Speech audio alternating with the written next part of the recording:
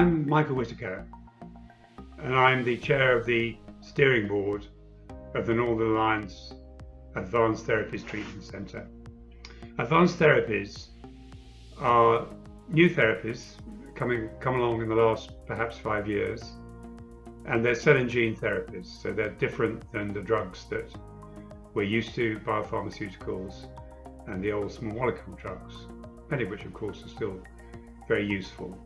But these new advanced therapies offer the promise of cure, and they've certainly shown that in some circumstances. They're different, and so they have to be treated differently, and the NHS needs to change its practices in order to successfully deliver them to patients. So the Northern Alliance is here to help NHS organisations make that transition. It's a collaboration between NHS trusts and boards and companies, and that's really important. The companies are companies that produce the therapies. They're also companies that are active in the supply chain, or companies that offer ancillary services that make these drugs accessible to patients. So, and I have to say, we've been going about 18 months now, 2 years, since 2018, and it's one of the best collaborations I've come across between industry and the NHS. I'm very proud of that as a chair. We're working with a fair number of companies in this area of cell and gene therapy. We're working with product companies, those that are actually making the advanced therapies and developing the advanced therapies for patients. That's Autolus, Whitaker and Chiesi.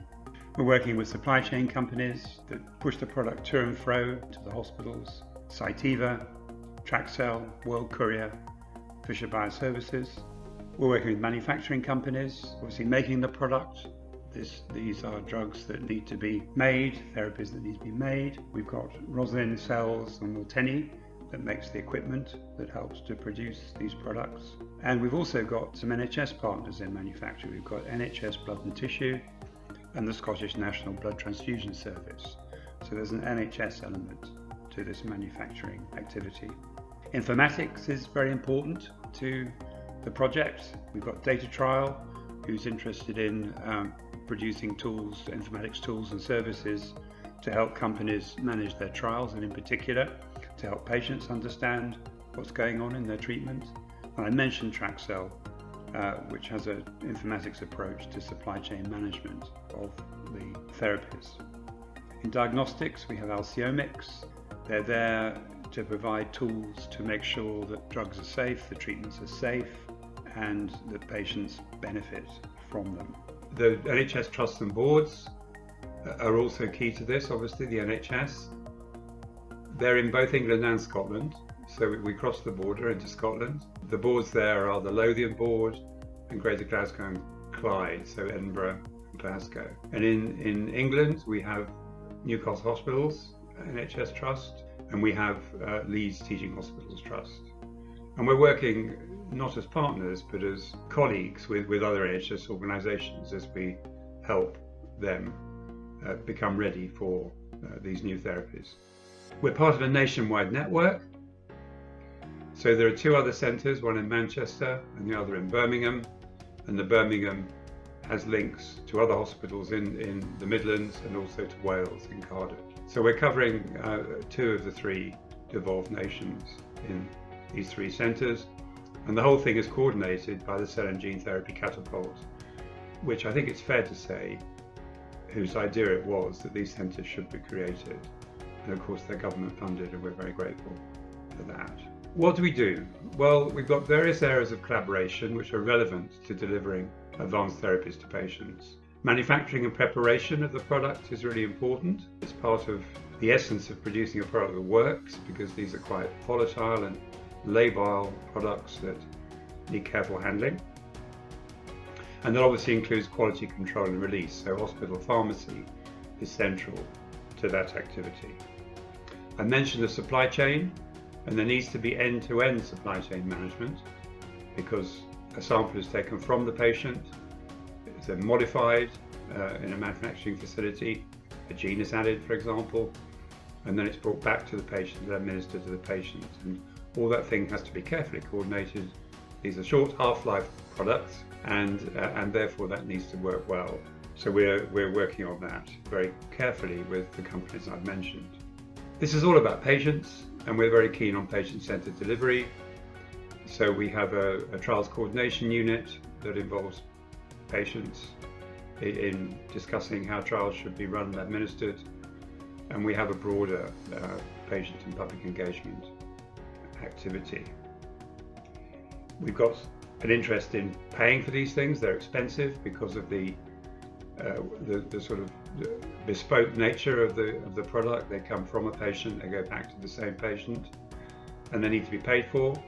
And so we have to find ways of justifying paying for those treatments.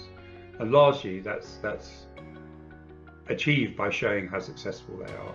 So if somebody can remain symptom-free for 4 or 5 years, then we can say that we've done a good job and it's been worth the money. But then patients need to be followed up, and they need to remain in touch with the health service, and that's a challenge.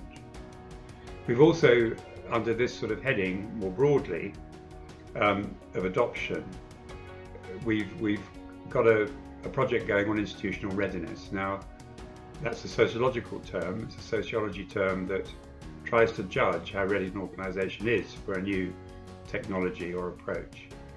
And we've surveyed all our trusts and boards at the beginning of the project and then 18 months or so in, and we've seen significant progress. But the important thing is we've developed a tool that we can use with other trusts, boards, other ANS organisations, and to help them determine how ready they are to deliver these new therapies to patients. I mentioned informatics. That's another collaborative area that's very important in sample tracking and in clinical trials data and follow-up, and following up for long periods to show that these treatments are effective. And then our final area of collaboration is communication, both within and across the network, and also to our stakeholders and related people in the NHS. We've got a website and we've got a Twitter feed. We've put quite a lot of information on the website. We've got 60 or so documents, I think, uploaded there to help people prepare, including, for example, business cases, as well as the more technical elements of pharmacy and manufacture and treatment of product. We've already developed a couple of toolboxes within the project. One to help with the manufacture of product for those anticipating doing that, and the other for clinical trial delivery. The second of these is already available on the website, and the first one will follow. So I hope you'll visit that website and subscribe to our Twitter feed and watch our progress, because I think our progress has been strong, and I hope it will continue over the next couple of years.